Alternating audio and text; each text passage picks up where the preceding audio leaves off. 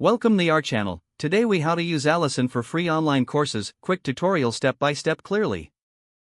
To get started with Alison, visit the official website at www.alison.com. On the homepage, you will see various options for exploring courses. To find a course, use the search bar located at the top of the page. Type in a subject of interest and press enter. Alternatively, browse through categories listed on the homepage. Once you find a course you're interested in, click on its title for more details. Read the course description to understand its content and duration. Check the requirements to ensure it matches your skill level.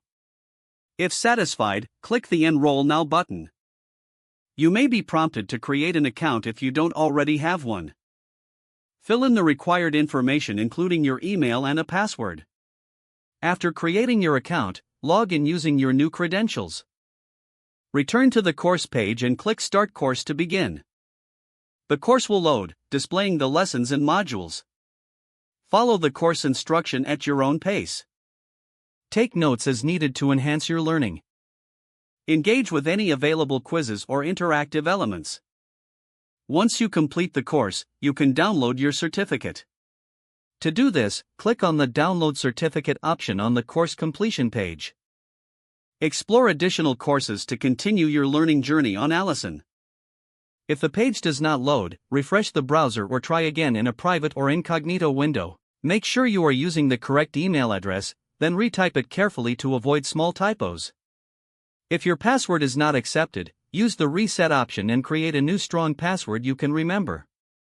Check your spam folder for verification or security emails, then complete any requested confirmation steps.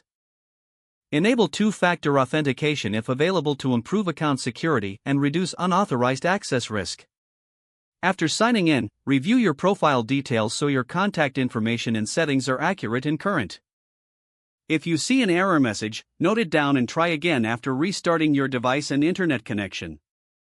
Log out when you finish, especially on shared devices, to keep your account and payment information secure.